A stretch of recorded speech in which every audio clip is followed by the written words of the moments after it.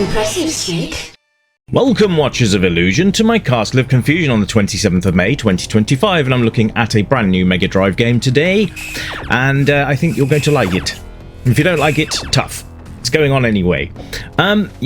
So, brand new Kickstarter called The Cursed Legacy, and we are looking at this today. So you can see that I've already made a file. I'm going to delete that, and we're going to make a brand new one. So I have had like 5 minutes sort of see if I was going to enjoy the game to bring it to the channel in the first place. So it's kind of almost a first impressions, but second impressions, I suppose, because I didn't get very far. So, but it was enough to say that I enjoyed it to bring it to the channel. So yes, I hope you're all having a good week anyway. And I can't believe we're almost at the midweek point already. I've only been back a few days and it feels like I've been back for weeks, but no. Anyway, look at this rather glorious looking animal of a game. It just already screams quality, doesn't it? Now this is available on physical cartridge as well as digital download, but it is a paid for one, so you're going to go and support developers on this one. But I'll give you the details anyway in the description, so you can go along and have a look for yourselves. Yes, physical cartridge available. That's quite cool. I like the fact that we're getting cartridges these days. It's a bit of a nice thing to have. I know there's a lot of people out there that like to have the physical media as well as the digital, but for me, digital preserves the cartridges and the cassettes and all that kind of thing, so it all works. Anyway, let's have a look at this rather splendid game. So you can see here that it is a run and gun, which is a great thing, because we like run and gun. And we'll take a look at the UI first. So you're up in the top left, you can see there. Don't worry about where the skeleton is and the bars. That's nothing to worry about there. Next to that, you can see HP, which is hit points. And you can see there we've got 40. I do believe you start with 60, which means you can get hit 6 times. 6 times, and then it's restart point time. You'll find the restart points as we go along anyway. I've already hit one of them, so I'll see the next one. I'll try and point it out. But yes, next to that you can see we have a big S. That is like a split fire, I think, there, because we're now firing in 3-way. If we get hit, we lose it and we go back to our standard gun. So that about explains that. You can get power-ups and you can get other stuff, which really makes this quite nice. It's almost like a nod to Contra in a way, or Probotector if you were in the EU or UK, because we had Probotector, which was exactly the same game, except for they turned the men into robots instead, which is a bit strange. Anyway, one more hit point and I'm going to be sliced cabbage. There we go. I am now sliced cabbage. You can see there's the restart point there, glowing in all its glory. I can't get that S, it's too far over, but never mind. I quite like the standard gun that we get. I've never liked split-way guns, even back in the Spectrum days with Robocop. Did not work for me at all. Anyway, so you can see that the scrolling is incredibly smooth and really nice. Got some background graphics there as well, and we've even got things like window panes, fans rotating in the background, palm trees. We've got the works. It's a very, very, very nice looking game, and it's animated incredibly well as well. Love the running and the gunning of our little guy in his mech suit, which is great. And nice big sprites to boot. We like big sprites. Sprites are fun, and I like to see them. So yeah, it's always good. So this will appeal to many people, especially those of you who might have a little bit of difficulty with your visual. So if you do wear glasses and things like that, you're going to see these things a lot clearer, which is great. If you don't wear glasses, same thing applies. It's just really nice to see nice big sprites on the screen with no slowdown. It's really quite good. I'm not sure what I'm supposed to do with this thing. I don't have to jump on it or what, but anyway, I'm going to ignore it for now. There's another one. They reflect your bolts, as you can see. Oh, and they drop as soon as you jump over them. They drop their shield, so then you can turn around and blast them. Yes. Oh, 2 more hit points and I'm dead again. 1 more hit point and I'm dead again. Let's see if I get to another hit point, another marker, so we can start from there next time. So yes, very good. Control system is incredibly lovely. So you've got left and right, up and down. Now up and down, well, down will make you duck. Up will make you aim, which is quite nice. I like that as well. Now this is a boss. As you can see, we've now got a health bar. So we've got to whittle that down. But I'm going to start again because I only have 1 hit point left. It's a bit silly doing that. So I'm going to have a hammer away at this guy. You might think, oh, he's harmless enough. He's just jumping around. Yes, well, we can let him jump around, but I suspect he'll probably become a bit more vicious as we go. Anyway, that's quite a big hit point. That's quite a big bar, isn't it? Quite a big bar of energy he's got there. But it's nice that the first boss is kind of settles you in a little bit to what's to come, I suppose. But everything's really, really good in this game. Everything's just polished. It's one of the better Mega Drive games I've seen from the indie retro scene, I've got to say. That's probably the best of this year, at least in the last, I'd say, in the last, ooh, I don't know, I'm tempted to say in the last 12 months. Oh, I'm going to get up, oh, bugger. Oh, he sliced me in half. That's not good. Anyway, yes. Now, music and the sound is absolutely fantastic. If anything else, this would have made a really good arcade game. So the fact you've got this on the Mega Drive, and it's absolutely stunning.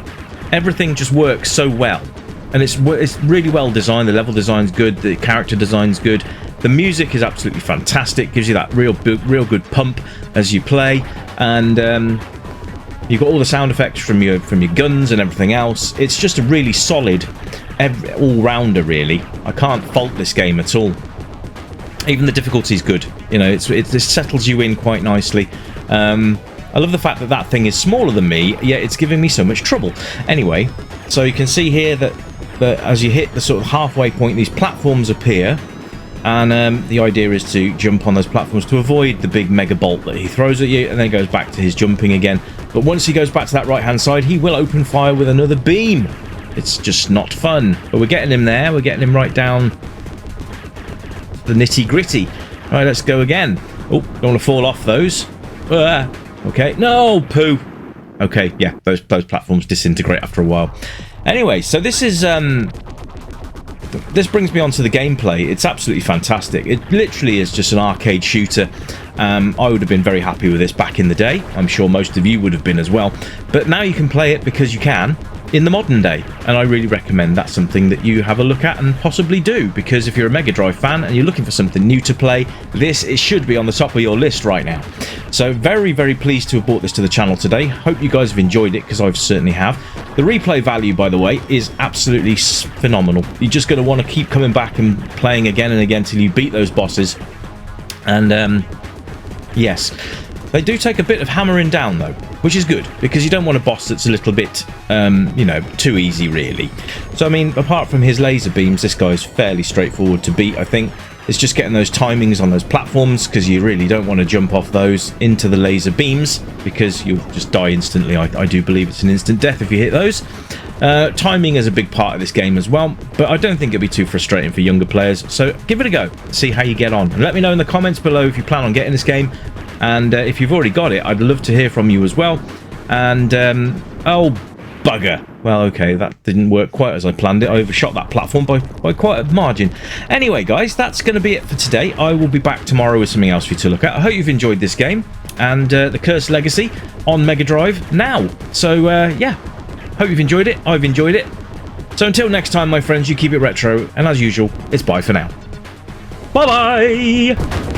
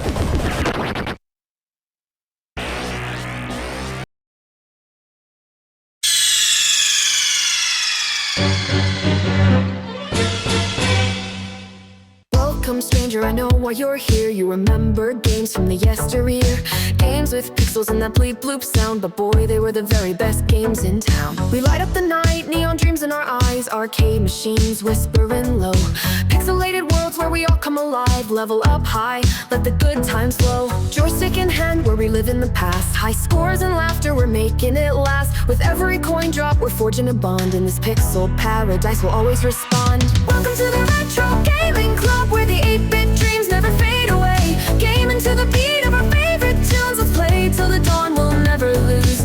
Neon lights shining, we're lost in the glow, in the Retro Gaming Club. Let's go, let's go. Flashback to battles, we'll play side by side, power-ups and hearts, love in disguise. We'll race through the levels, collect all the coins, in this timeless adventure we're waiting to join. Crashing 8-bit beats, igniting the night, from pixels to dreams we'll take flight. With every button pressed, our spirits ignite, in this retro wonderland everything feels right. Welcome to the Retro Gaming Club, where the 8-bit